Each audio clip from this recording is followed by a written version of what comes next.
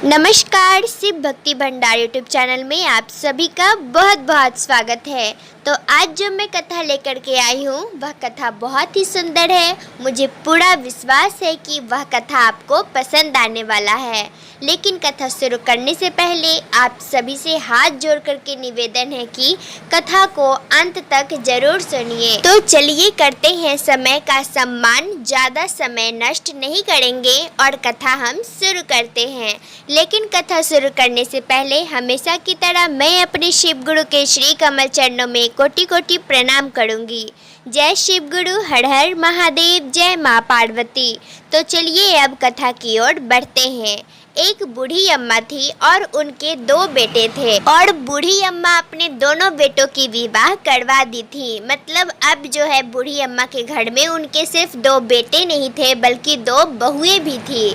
और सबसे अच्छी बात क्या थी कि बूढ़ी अम्मा की दोनों बहुएं बहुत ही संस्कारी और स्वभाव की बहुत अच्छी थी। इस प्रकार बूढ़ी अम्मा के घर में 5 सदस्य था, 2 उनका बेटा और 2 बहू और एक वो खुद। बूढ़ी अम्मा शिव गुरु की शिष्या थी, तो फिर उनके गांव में कहीं भी अगर शिव चर्चा होता था तो वो जरूर जाती थी। और तो और बूढ़ी अम्मा जब तक शिव चर्चा से नहीं आती थी जब तक किसी शिव चर्चा खत्म ना हो जाए।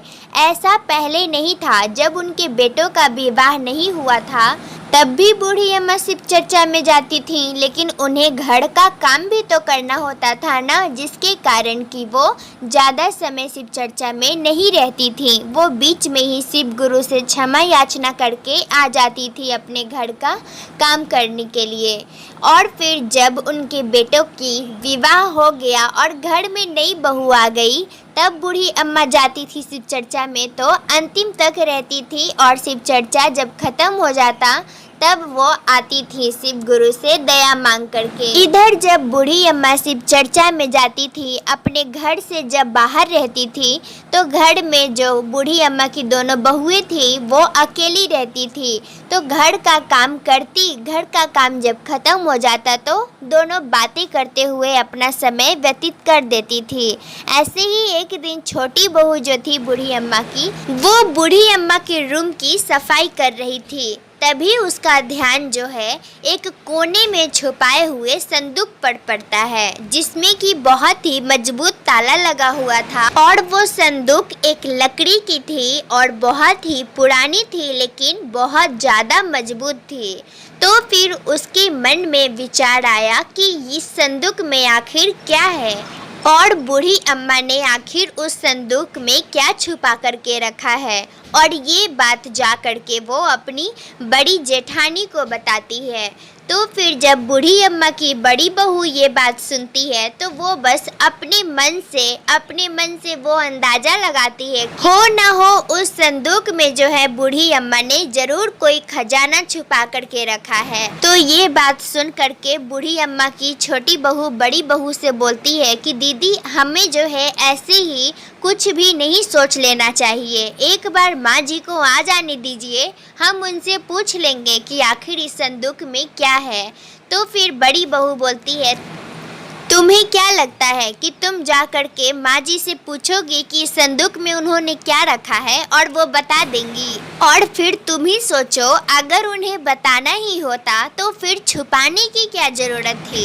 हमें पहले नहीं बता देती क्या कि बहू ये संदूक में क्या है, हम खा तो नहीं जाते। फिर कुछ घंटा के बाद बूढ़ी अम्मा जो है अपना घर लौटती है, फिर पानी वानी पीती हैं और जो है अपने रूम में जा कर के थोड़ा आराम करने लगती हैं। उतना में ही जो है उनकी छोटी बहू जाती है और फिर उस संदूक के बारे में पूछ लेती है। तो फिर बूढ़ी अम्मा बोलती है कि क्यों, तुझे इस संदूक के बारे में क्यों जानना है? मतलब कि बूढ़ी अम्मा की छोटी बहू जब बूढ़ी अम्मा से उस संदूक के बारे में पूछती है तो बूढ़ी अम्मा आराम से उस बात को टाल देती है। लेकिन उतना में ही उनकी बड़ी बहू आ जाती है और वो कहने लगती है कि माँ जी, अगर इस संदूक में कुछ छुपाने वाली बात नहीं है तो फिर आप हमें बता क्यों नहीं देती हैं? तो फिर बूढ़ी अम्मा जो है अपनी बड़ी बहू और छोटी बहू दोनों को डांटते हुए बोलती है कि देखो, तुम दोनों ज्यादा इस संदूक को लेकर के परेशान नहीं हो, और फिर जब सही समय आएगा तो हम खुद इस संदूक के बारे में तुम लोगों को बता देंगे। उसके बाद फिर क्या होना था, छोटी बहू और बड़ी बहू को अच्छे से समझ में आ जाता है कि अब कितना भी हाथ पैर पटक लो, बूढ़ी अम्मा कुछ भी उन्हें नहीं बताने वाली थी। और फिर ऐसे ही जो है वो रात हो जाता है, और फिर जो है बूढ़ी अम्मा की दोनों बहुएं की रात की नींद उड़ जाती है। दोनों जो है वो यही सोचते रहते हैं कि आखिर ऐसा क्या है उस संदूक में जो माँ जी हम लोग को बताने में इतना सोच रही थी। बूढ़ी अम्मा की दोनों बहुएं के मन से ये सवाल जो है हटने का नाम ही नहीं ले रहा था कि आखिर उस संदूक में क्या है। और फिर बूढ़ी अम्मा की दोनों बहुएं जो है वो दोनों बेटों से पूछते हैं, मतलब अपने अपने पति से पूछते हैं कि आखिर उस संदूक में क्या है। और बूढ़ी अम्मा ने उस संदूक को ऐसे एक कोने में छुपा करके क्यों रखा था। बूढ़ी अम्मा के दोनों बेटे अपने अपने पत्नी की इस सवाल पर ज्यादा ध्यान न देते हुए कहते हैं कि अरे बहुत रात हो गई है और सो जाओ। बूढ़ी अम्मा की दोनों बहुओं को नींद आए तब तो सोएंगी। उनका ध्यान तो बूढ़ी अम्मा के संदूक पर लगा हुआ था। उनको तो ये पता करना था कि आखिर उस संदूक में ऐसा भी क्या था, क्या है आखिर उस संदूक में जो कि उनकी सास जो है उससे छुपा रही है, बताने के लिए तैयार नहीं है। और उनकी सास तो छुपा ही रही थी, उनके पति भी नहीं बता रहे थे कि माँ ने आखिर उस संदूक में क्या रखा है, क्योंकि वो तो तब बताते ना जबकि उन्हें पता रहता। उन्होंने तो सोचा पता नहीं माँ ने कुछ रखा होगा, उनके कपड़े लत्ते होंगे और क्या, और उन्होंने इस पर ज़्यादा ध्यान नहीं दिया था। ऐसे ही कल सुबह होता है तो बूढ़ी अम्मा की दोनों बहुएं जो है बूढ़ी अम्मा के साथ शिव गुरु की पूजा पाठ कर लेती है, घर के कामों में जो है वो व्यस्त हो जाती है। और फिर बूढ़ी अम्मा जो है वो मंदिर में शिव चर्चा जहाँ हो रहा था वहाँ चली जाती हैं। घर में फिर दोनों बहुएं जो है वो अकेले रह जाती हैं, और फिर उनके दिमाग में जो है वो अलग अलग खिचड़ी पकने लगता है। फिर बूढ़ी अम्मा की बड़ी बहू बोलती है कि मैं तो पहले से ही जानती थी कि उस संदूक में माँ जी ने जरूर कोई खजाना रखा होगा, तभी तो वो हमें नहीं बता रही थी और हमें डांट करके भगा दी थी। तो फिर छोटी बहू बोलती है कि हाँ दीदी आप तो बिल्कुल सही कह रही हैं, मुझे तो लगा था कि नहीं माँ जी से मैं पूछूंगी तो वो मुझे बता देंगे, लेकिन अब तो मुझे भी लगता है कि हो ना हो उस संदूक में माँ जी ने कोई खजाना छुपा करके रखा है जो कि वो हमें नहीं बताना चाहती हैं। तो फिर वो दोनों क्या सोचते हैं कि क्यों ना उस संदूक की चाबी ढूंढी जाए, और फिर बूढ़ी अम्मा के रूम में जाकर के उस संदूक की चाबी ढूंढने लगती हैं। तो फिर उस संदूक की चाबी जो है उन्हें मिल जाती है, और फिर वो दोनों खुश हो जाते हैं कि अरे वाह हमें जो है आज पता चल जाएगा कि आखिर इस संदूक में क्या है। और फिर वो जो है संदूक को खोलती हैं, उसका जो बहुत ही मजबूत ताला था उसे खोल देती है। और फिर वो संदूक में क्या देखती हैं कि उनके संदूक में बहुत छोटे छोटे बच्चों का कपड़ा था, और फिर उनके ससुर का एक फोटो था जिसे कि बूढ़ी अम्मा ने बहुत ही संभाल कर रखा हुआ था। बूढ़ी अम्मा की जब दोनों बहुएं ये सब देखती हैं उस छोटे से संदूक में, छोटे से बक्से में, तो दोनों अपना सर पकड़ लेती हैं और सोचती हैं ये क्या, हमने क्या सोचा था और ये क्या इसमें निकला, खोदा पहाड़ और निकली चूहिया। हमने तो सोचा था कि माँ जी ने इसमें खजाना भर के रखा होगा, और फिर इसमें ये सब क्या है, इसमें तो पिताजी का फोटो है और बच्चों की कपड़े हैं।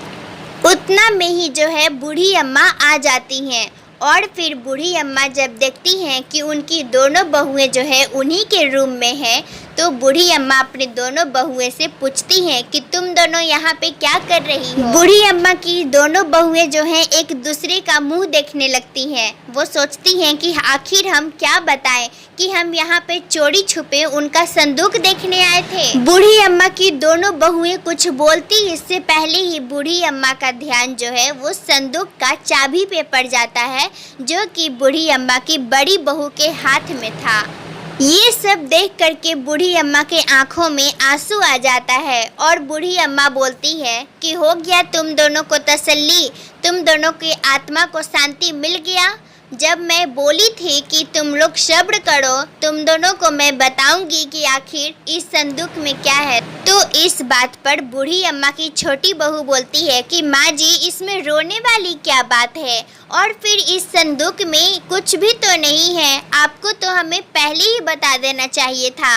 अगर आप हमें बता देती तो कम से कम हमें अपने ही घर में चोरों की तरह तो इस संदूक को नहीं खोलना पड़ता ना।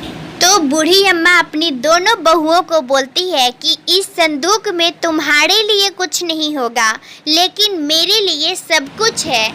ये जो फोटो देख रही हो वो तुम्हारे ससुर जी का है, और फिर इसमें जो बच्चों के कपड़े देख रही हो ये सब तुम्हारे पति का है। जब वो छोटा था तो मैं ये कपड़े अपने हाथों से उसे बना करके पहनाई थी।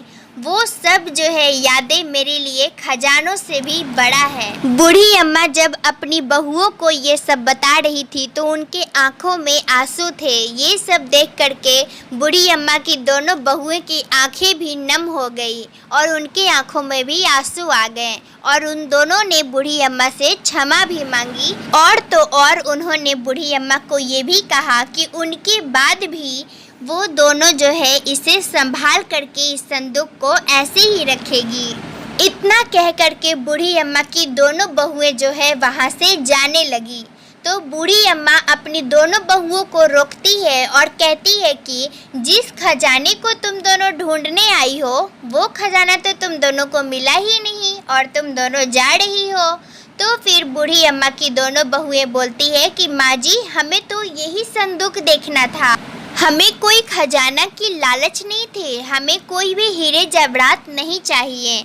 तो बूढ़ी अम्मा बोलती हैं, ऐसे कैसे नहीं चाहिए? मुझे अच्छे से पता है कि तुम दोनों इस संदूक में खजाने ही ढूंढने आई थी, और फिर जब तुम दोनों को इस संदूक में कोई खजाना नहीं मिला, कोई भी जेवर नहीं मिला, तो मुंह लटका करके जा रही हो और कह रही हो कि हम कोई खजाना ढूंढने नहीं आए थे, पर मुझे सब पता है। बूढ़ी अम्मा ये भी कहती है, मुझे सब पहले से ही पता था कि तुम दोनों के मन में जब ये सवाल आ गया है कि संदूक में क्या है, तो तुम दोनों जो है बिना संदूक को ढूंढे हुए संदूक में क्या है ये राज जाने हुए चैन से नहीं बैठोगी। इसलिए मैं इस संदूक से सारे जेवर, सारे खजाने पहले ही निकाल ली थी। और फिर इतना कह कर के बूढ़ी अम्मा एक पीतल के थाल में, जो बहुत ही बड़ा थाल था, उसमें जो है ढेर सारा गहना लेकर के आती हैं, और वह कहती हैं कि ये सब गहने जो है मेरी सास ने मुझे दिया था, और मैं इन गहनों को अपनी सास का आशीर्वाद समझ करके अभी तक संभाल कर रखी हुई हूँ, और फिर अब इन गहनों पे सारा अधिकार जो है तुम दोनों का ही है। इसलिए आज से तुम दोनों ही इस खजाने को संभाल कर रखना। इतना जब सुनती है बूढ़ी अम्मा की दोनों बहुएं, तो बूढ़ी अम्मा के पैरों पर आकर के गिर जाती हैं और उनसे माफ़ी मांगने लगती है। वो कहती हैं कि पता नहीं। बूढ़ी अम्मा अपने दोनों बहुओं को उठाती है और फिर अपने गले से लगा लेती है। बूढ़ी अम्मा की दोनों बहुएं बोलती हैं कि माँ जी, हमने आपके बारे में क्या क्या सोचा था कि इस संदूक में बहुत सारे खजाने हैं, और आप हम सभी को ये सब नहीं बताना चाहते हैं, नहीं दिखाना चाहते हैं, इसलिए इस संदूक को ऐसे छुपा करके रखा है। तो फिर बूढ़ी अम्मा बोलती है कि बेटा, मैंने तो इसे इसलिए संभाल कर रखा था कि तुम दोनों अभी नई नई आई हो और फिर इन खजानों की जिम्मेवारी संभालने के अभी लायक नहीं हो। जब लायक बन जाती तब मैं तुम दोनों को खुद ही इन खजानों के बारे में बता देती। इसलिए तो मैं बोली थी ना कि सही समय का इंतज़ार करो, समय आने पे मैं खुद ही बता दूंगी कि इस संदूक में क्या रखा हुआ है। लेकिन तुम दोनों के मन में जैसे ही ये सवाल आया था, मैं समझ गई थी कि तुम दोनों से सब्र होने वाला नहीं है। फिर क्या, बूढ़ी अम्मा की दोनों बहुएं जो है बूढ़ी अम्मा को बोलती है कि ये खजाना अभी आप ही के पास रहेगा, इन गहनों को आप ही अच्छे से संभाल कर रख सकती हैं। और फिर उस दिन से बूढ़ी अम्मा की बहुएं जो हैं वो बूढ़ी अम्मा को अपनी सास नहीं बल्कि अपनी माँ समझती थी और बूढ़ी अम्मा की खूब सेवा करती थी। फिर क्या इसी प्रकार जो है शिव गुरु की कृपा से बूढ़ी अम्मा के घर में जो है दिन प्रतिदिन बरकत होते गई और बूढ़ी अम्मा का घर जो है धन दौलत वंश सबसे भर गया। बूढ़ी अम्मा के जीवन में किसी चीज़ की शिव गुरु की कृपा से कोई कमी नहीं आई और उन्होंने अपना सारा जीवन बहुत ही खुशी से बिताई। तो इस प्रकार आज की कथा यहीं पे समाप्त होती है। फिर मिलते हैं अगली वीडियो में एक नई कथा के साथ। तब तक के लिए अपना ध्यान रखिए और अपनों का भी ध्यान रखिए, खुश रहिए और सभी वीडियो की तरह इस वीडियो को भी दे ढेर सारा प्यार दुलार और शेयर करें। और भी ऐसे ही नई नई कथा आपको सुनना है तो शिव भक्ति भंडार चैनल पर जा करके बहुत सारी कथा पड़ी हुई है, बहुत सारी कथा की वीडियो है, वो आप जा करके देख सकते हैं, कथा को सुन सकते हैं। और भी आने वाले नई कथा की वीडियो भी आप देखना चाहते हैं तो आपको चैनल को सब्सक्राइब करके घंटी को भी दबाना पड़ेगा, जिससे कि मैं जैसे ही वीडियो डालूंगी शिव भक्ति भंडार चैनल पे सबसे पहले घंटी आपके मोबाइल पर बजेगी और सबसे पहले वीडियो आप देखोगे, कथा आप सुनोगे और अंत में कथा सुन करके आप ही सबसे पहले लिखोगे हर हर महादेव, घर घर महादेव।